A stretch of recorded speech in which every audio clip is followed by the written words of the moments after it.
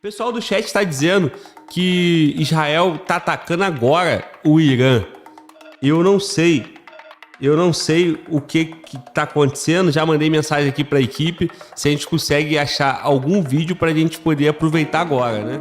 Esse ataque que o vídeo que nós estamos reagindo tá ainda naquela situação. Como é que Israel vai fazer? Vai ficar no campo diplomático e tal? Parece que agora, 18 de abril, 11 horas da noite aqui no Brasil, tá tendo ataque, né? E aí tem a reportagem completa aqui. Na madrugada de sexta-feira, pelo horário local, Israel lançou mísseis, informou o alto oficial dos Estados Unidos. O governo israelense havia decidido responder a um ataque do Irã lançado no sábado. Mas quem governava o Iraque?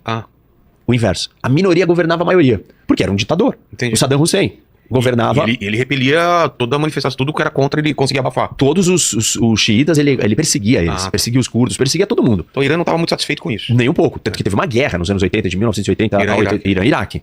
Inclusive, parte dessa guerra nós temos a Tank War, que é um pedaço da guerra que vira um conflito naval no Estreito de Hormuz, que é aquele pedaço ali na ponta de Omã, os Emirados Árabes, que é um lugar dos mais estratégicos da região.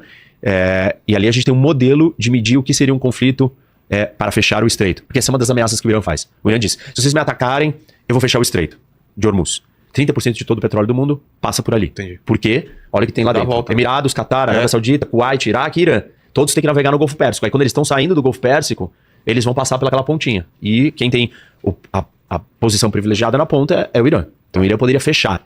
Nós temos um precedente desse histórico do que aconteceu na guerra, na Tank War, entre Irã e Iraque, onde o Irã e o Iraque atacaram e tentaram fechar o estreito, afundaram navios que estavam passando por ali. Mas enfim, e aí aconteceu alguma coisa em 2003, que é o quê? Os Estados Unidos invadem o Iraque. E eles invadem o Iraque com um objetivo, derrubar o Saddam Hussein. E por quê? Qual era o interesse dos Estados Unidos? Era se livrar do ditador.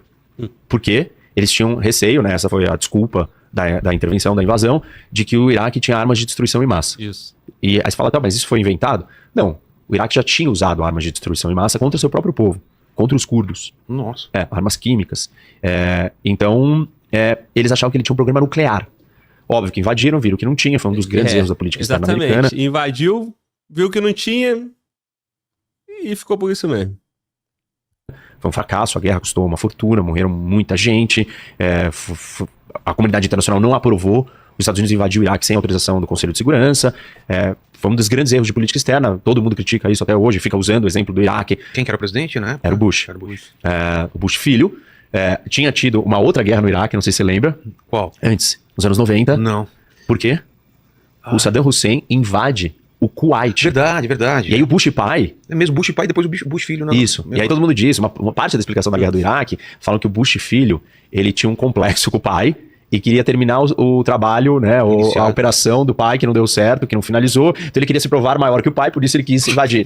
Enfim, mas... Bom, o nome do vídeo é o que está por trás do ataque do Irã, né? E aí ele explica aí que Israel fez ataque na Síria, né? Agora, muita gente questiona, né? Ninguém fala, quem defende Israel não dá o enfoque que Israel atacou a embaixada do Irã na Síria, né? Então, de fato, né? Teria motivo para o Irã, reagir. O que o professor Roque disse aí, que os Estados Unidos em outro tempo também fez algo parecido, o Irã não fez nada, né? Bom, mas agora o Irã fez, né? E aí? Qual é a consequência? O que vai ter depois disso aí? Vai avançar? Não vai? Como é que vai ficar?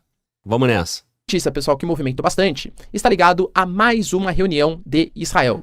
A gente teve o Benjamin Netanyahu convocando o seu gabinete de guerra. A gente fala já da 4ª reunião desde os ataques que rolaram. E nessa reunião, a gente teve basicamente a consolidação do princípio que eu citei para vocês ontem. Israel fará uma ofensiva. Só que tem que ser uma ofensiva que não gere uma guerra geral no Oriente Médio. Porque qual é o princípio que está sendo visto pelo mundo?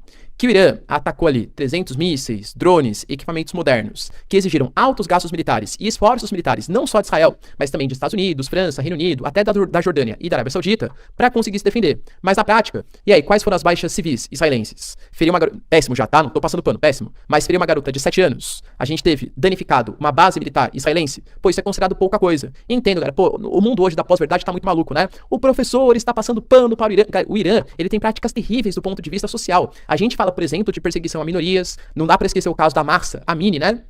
Que foi uma mulher que ela foi presa pela polícia da Muralha dos Bons Costumes, porque ela tirou uma foto com hijab com véu islâmico, mostrando parte ali do seu cabelo, entende? E aí a polícia foi lá, prendeu e supostamente ela morreu por um ataque cardíaco, alguma coisa, mas há suspeitas de maus tratos. A nossa análise não é uma análise moral ou ética da coisa, é uma análise muito mais geopolítica, entendam? Geopoliticamente falando, não houve grandes danos. Isso não é passar pano pro Irã, galera, por favor, né? Entendam? Eu tô passando pano pro regime iraniano. Tem nada a ver com isso. Mas não houve grandes danos. Então Israel não conseguiu toda aquela comoção da comunidade internacional para fazer uma retaliação mais forte. Então há hoje esse dilema, como responder, mas sem perder apoio do Ocidente, conseguindo fazer uma coalizão ocidental, que é inclusive o que Israel mais deseja, mas também não deixar o Irã sair por cima da coisa. A gente teve, por exemplo... Cara, isso que o Ricardo tá falando é o seguinte, não teve muito dano. Ele citou uma menina de 7 anos e uma base militar. Só que é o seguinte, não teve dano por conta do sistema de defesa de Israel, né, cara? Fato é que o Irã faz um ataque em torno de 300, né? 300 drones, ou 200 drones e 70 e 100 torpedos, alguma coisa assim. Ele fez o ataque. A intenção era, né, que o dano fosse maior. Só que o sistema de defesa de Israel impediu, né? Então, assim, justifica? Ou melhor, impede, né? Justifica Israel não fazer nada? O que tu acha? Eu acho que o cara chamou pra briga, né? Chamou pra briga. O cara ataca teu país, joga lá, pô, faz um bombardeio no teu país, e você vai fazer o quê? Vai fazer nada? Então, acho que essa resposta vai vir em algum momento. 300 drones, estão falando aqui, né? Isso, 300 drones. Então, teve uma intenção nesse ataque, né? Vamos continuar. Que já está sendo considerado pela mídia israelense como o início da resposta de Israel. Ontem, Israel atacou 2 bases do Hezbollah. O Hezbollah não é iraniano, mas o Hezbollah é um grupo do sul do Líbano, que inclusive foi criado pós-revolução iraniana e é praticamente um grupo que representa os interesses do Irã ali no Líbano. Inclusive a própria vertente religiosa, os dois são xiitas, né? Mas há muito mais similaridades além do que a questão religiosa. Os dois fazem parte do chamado eixo da resistência, autodenominado eixo da resistência. Isso pode ser considerado o início dos ataques. Inclusive, enquanto eu gravava, saiu a notícia que Israel matou um dos principais comandantes do Hezbollah, alegando que ele tinha planos para também atacar Israel. Faz parte do início da resposta israelense. Só que a gente teve já as próprias forças de defesa de Israel, o exército israelense garantindo que o ataque não parará por aí. Como que vai ser esse ataque é a grande questão, porque, como eu falo, não pode ter ataque muito violento para que cause, segundo as palavras de Israel, tá? Uma guerra regional. Por mais que a gente tenha figuras como Smotrich, o próprio Ben-Gvir falando que se ele fosse o primeiro-ministro, a resposta seria esmagadora e definitiva, não é isso que a comunidade internacional quer. Inclusive, pelo que a gente vem percebendo, o próprio Israel colocou que um primeiro ataque já está sendo feito, que seria um ataque diplomático contra o Irã. Israel mandou uma carta para 32 nações, sem explicitar exatamente quais nações são essas, exigindo que sanções sejam aplicadas contra o país. Enquanto isso, Benjamin Netanyahu pediu uma lista para o exército israelense de possíveis áreas de retaliação contra o Irã que não causariam todo esse abalo geopolítico. Mas percebam como talvez a principal resposta não seja uma resposta militar, mas muito mais uma resposta diplomática, como o próprio G7 colocou. Uma pequena resposta militar vai ter que ter, né? E aí o Irã, não sei se vai responder ou não, vamos ficar nessa tendência aí de ver o que vai acontecer. Mas o Macron, por exemplo, o Macron se mostrou agora, depois do ataque iraniano, com os 300 drones, mísseis e por aí vai, muito mais disposto a fazer sanções nucleares ou bloqueios nucleares contra o programa nuclear iraniano. Porque muita gente fala, professor, sabe o que Israel pode fazer? Pode atacar, por exemplo, o programa nuclear, assim como foi feito no Iraque, assim como foi feito na Síria. Cuidado, ali a gente fala de programas que estavam em construção. Atacar hoje o regime nuclear iraniano, que já está muito mais bem desenvolvido, poderia gerar repercussões muito negativas, inclusive com vazamentos de radiação, né, acidentes aí, entre aspas, nucleares. Acho eu que não é isso que Israel quer, pelo menos não nesse momento. Então é uma situação extremamente complexa do ponto de vista diplomático.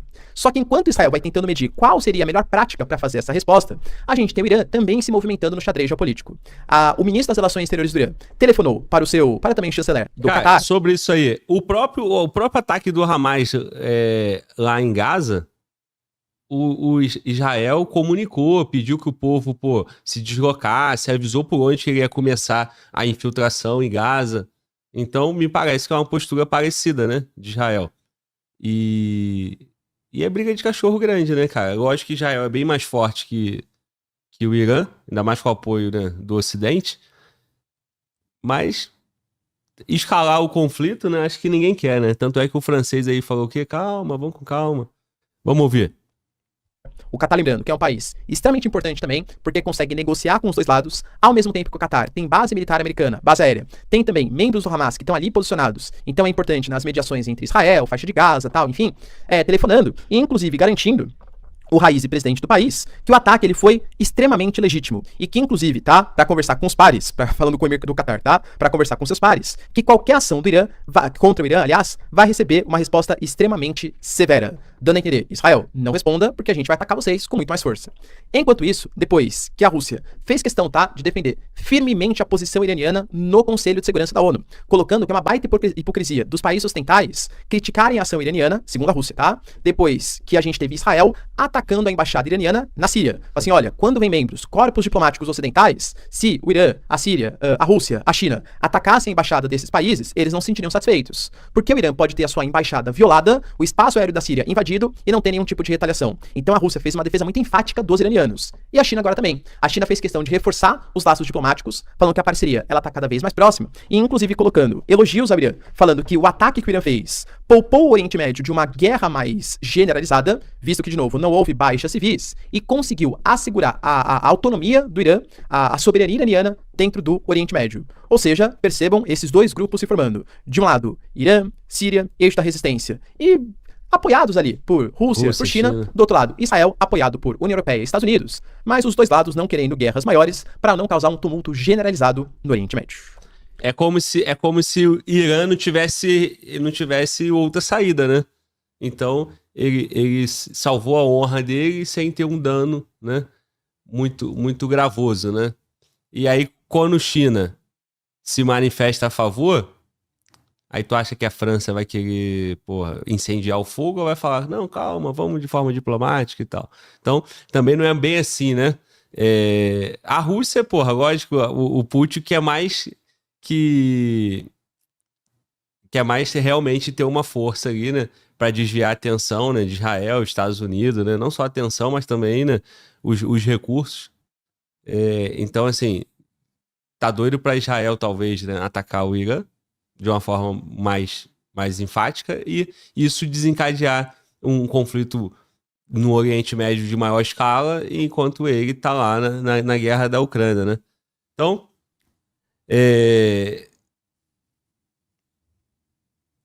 como o vídeo fala aqui, a resposta de Israel começou, Líbano e ataque diplomático ao Irã. Estados Unidos finalmente ajudará a Ucrânia? Então, vamos ver se vai falar aqui sobre isso também. Vamos continuar. Além disso, galera, a gente teve também, não dá pra esquecer, tá? Que o Zelensky, ele teceu algumas críticas em relação à postura dos países ocidentais. Lembrando que nesse momento há um grave risco, segundo a própria Agência Internacional de Energia Atômica, de um acidente entre aspas, em Zaporizhia. Zaporizhia é um território em que você tem a usina de Zaporizhia, que é a maior usina nuclear do continente europeu. Inclusive, estima-se que um acidente em Zaporizhia poderia ser 10 vezes pior do que o acidente em Chernobyl, que também aconteceu na Ucrânia. E que a radiação podia não só ficar na Ucrânia, mas inclusive pegar até na Europa Ocidental, ou pelo menos na conexão, ali entre Polônia e Alemanha, tá? Por quê? Porque os ataques com drones, eles vêm acontecendo de maneira mais enfática nos últimos dias. A Rússia acusa a Ucrânia acusa a Rússia, mas fato é que há um risco nuclear envolvido. E aí o Zelensky, ele ficou assim, extremamente incomodado. Falou que apoia Israel, mas falou que fica incomodado com a postura do Ocidente, falando assim, tá vendo? Se vocês quisessem, vocês também poderiam defender os mísseis, drones, os foguetes que são disparados pela Rússia. Assim como vocês defenderam, vocês, Estados Unidos, Reino Unido, França, defenderam os que foram lançados pelo Irã contra Israel. Por que você não fazem? Apoiem, deixem de papo e apoiem a Ucrânia. Cobrou um tom firme, tá? O Zelensky. E aí o David Cameron, que é um... Toda vez que a atenção vai pro Oriente Médio, Zelensky aparece e chama atenção pra Ucrânia. Por quê? Porque ele não pode ficar abandonado. E o Putin quer o quê? Exatamente isso, né? Que a atenção vá pro Oriente Médio para que esse apoio à Ucrânia fique cada vez menor e ele, né, tenha mais facilidade, né? O pessoal do chat está dizendo que Israel tá atacando agora o Irã. Eu não sei o que tá acontecendo, já mandei mensagem aqui pra equipe, se a gente consegue achar algum vídeo pra gente poder aproveitar agora, né? Então, esse ataque que o vídeo que nós estamos reagindo tá ainda naquela situação, como é que Israel vai fazer? Vai ficar no campo diplomático e tal? Parece que agora, 18 de abril, 11 horas da noite aqui no Brasil tá tendo ataque, né? Então seria bom se a gente conseguisse repercutir isso agora, né? É isso. Cadê? Vamos continuar. Fala, mano. Eu busquei aqui, Glauber. Eu busquei alguma informação e a notícia da CNN há 1 hora que o chanceler do Irã se posicionou. Ele falou que se Israel agir, a resposta será imediata em nível máximo. Ou seja, o diplomata disse que espera que Israel não repita o péssimo erro anterior. Aí aqui a reportagem, né, diz que hoje, quinta-feira, dia 18, alertou que Israel, no caso de Israel cometer esse erro anterior, o Irã vai atacar com força total, né? Digamos isso. Pois é, cara, mas é o seguinte, mano, Walter. Você tem um forte e um que não é tão forte. Aí o não tão forte fala, fortão, não me ataca não, senão eu vou com força total. E o que o forte vai pensar? Foda-se, né? Vem, pequenês, te fiar a porrada. É isso, mais ou menos é isso.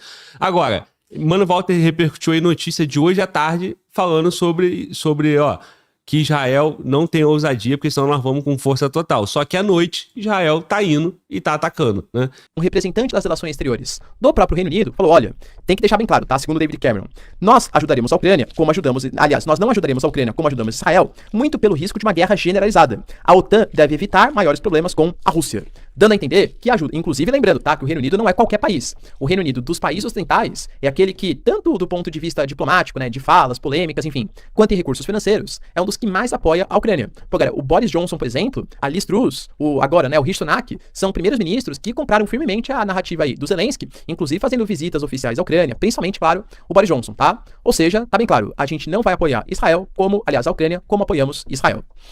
E tem uma questão bem polêmica envolvida, porque a gente percebe que nesses últimos dias, semanas, e até nesse último mês, tá? Na verdade, desde dezembro... E outra coisa, né, cara? Quem é Ucrânia perto de Israel? Né? As relações ali com Israel é muito mais forte, então o apoio a Israel é muito mais forte do que a Ucrânia. A Ucrânia é uma necessidade, talvez, né?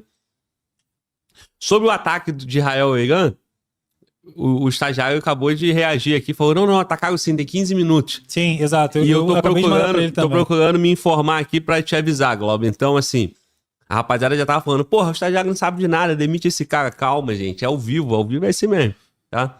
Vamos lá. Em dezembro de 2023, os Estados Unidos não aprovam um novo pacote de ajuda militar à Ucrânia. Independente se a gente tem ajuda da Europa, etc., os Estados Unidos são os principais financiadores. Só que por questões de brigas políticas internas, dos republicanos e democratas. Os republicanos alegam, principalmente, tá?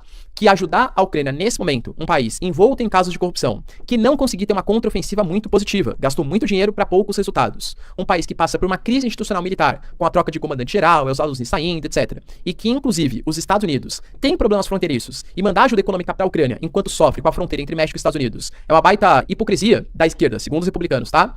Dos Estados Unidos, houve essa disputa. E aí o pacote de ajuda, nem de Israel, nem de Taiwan, nem do Mar da China Meridional, nenhum pacote econômico tinha sido votado. Aparentemente, o Mike Johnson, que é o atual presidente da Câmara dos Estados Unidos, ele mudou um pouco a sua fala. O Mike Johnson, lembrando, que é um grande partidário do Trump, ele também é republicano, né? E ele falou que ele percebe, aliás, mudança bem forte de discurso, tá? Que hoje há um certo conluio entre os principais ditadores, segundo os Estados Unidos, tá? Do planeta, como Rússia, como Irã, como China, que precisam ser combatidos. Então ele falou que apesar de toda a resistência que existe, ele vai colocar esse pacote militar para votação. A Ucrânia tá desesperada, pelo amor de Deus, né? Finalmente faça isso. Só que talvez tenha alguma notícia não tão positiva. Ele vai separar em 4 pacotes diferentes. Um pacote que vai para a questão de Taiwan, outro pacote para Israel, um outro pacote para a questão da fronteira sul dos Estados Unidos e o último pacote aí sim para os ucranianos, no valor de quase 60 bilhões de dólares. Ou seja, penso eu que essa comoção foi gerada não por conta do Putin contra a Ucrânia, mas muito mais por conta do Irã contra Israel. Então a grande vontade do Congresso americano é aprovar o pacote israelense.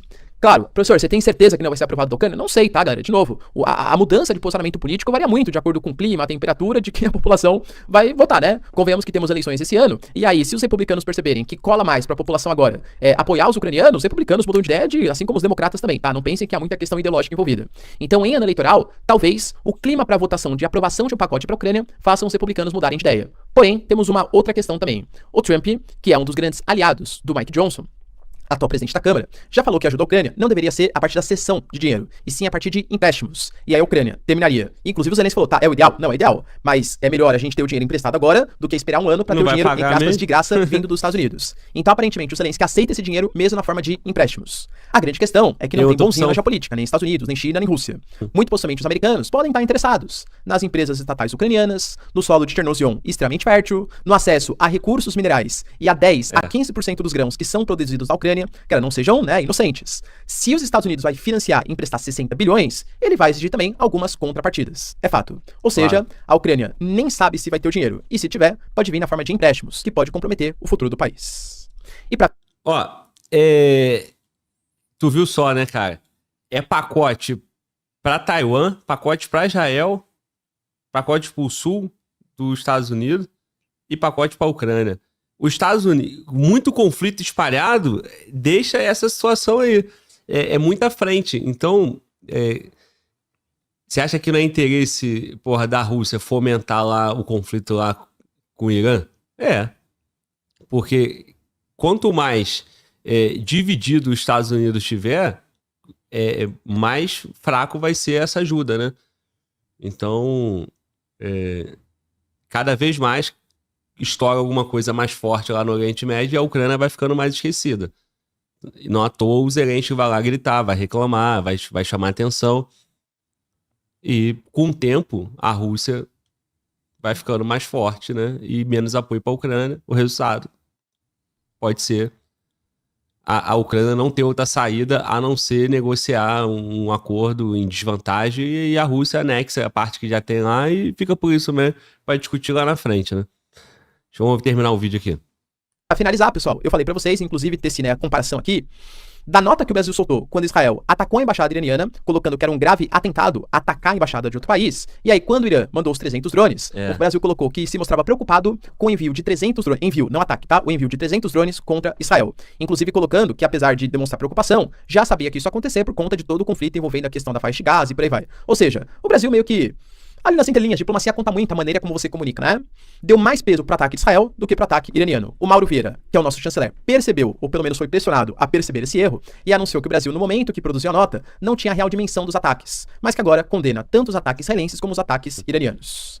E aí, mudança de postura ou uma certa pressãozinha aí em cima da chancelaria brasileira?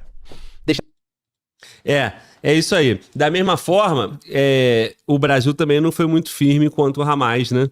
Lá em 7 de outubro, né? Então, entenda aí qual é a postura do Brasil hoje. Mano, volta, novidades? Então, irmão, eu acabei de procurar aqui, mandaram um Instagram aqui, eu também vi em outro local, que explosões foram ouvidas no centro do país, em áreas próximas a usinas nucleares. Tem 2 páginas que produz conteúdo militar que tá com essa notícia, e realmente tem aproximadamente 20 minutos, então não tenho mais detalhes aqui. Se o Eric te passou aí, você fala que eu arrumo aqui ou faço aí pra você mostrar aí. Né? Na madrugada de sexta-feira, pelo horário local, Israel lançou mísseis em um ataque retaliatório contra o Irã, informou o alto oficial dos Estados Unidos, a ABC News. E aí, os caras estão lá, o G1 também postou, postagem do G1 de 22 horas e 44 minutos. O governo israelense havia decidido responder a um ataque do Irã lançado no sábado 13. Explosões foram reportadas na região de um aeroporto a 450 quilômetros de Teherã. E aí tem a reportagem completa aqui, tem um link. Israel lança contra-ataque ao Irã e é isso, cara. Fala aqui na notícia que eu vi, Glauber, que foi perto de instalações nucleares, né? Usinas, algumas coisas do tipo. Então, provavelmente é uma questão, obviamente, estratégica, né? Provavelmente não, né? Obviamente é uma questão estratégica e foram perto das proximidades do aeroporto, né? Então, isso aí é para realmente desestabilizar o Irã, né? Afirmou que voos foram suspensos, cancelados em várias cidades. Teve um superchat, Glauber, que chegou aqui, foi o André Batista, sempre tá aqui com a gente, né? E ele falou aqui, ó, Israel ataca agora Síria, Iraque e Irã. Até chegou na gente, foi só o Irã, né? Aí ele fala que sugere para chamar o filho do Carcará e para comentar sobre esse cenário aí do Oriente Médio. Eu não sei até onde ele acompanha o Felipe. Eu também acho que o não filho do sei. Carcará tem um canal, é isso? Pode Ele ser. deve acompanhar, né? E deve falar sobre geopolítica Pode também. ser. Eu tô aguardando o Carcará, cara. Ele falou que só pode em maio. Então, tô torcendo pra abril acabar pra chegar maio já pro Carcará vir.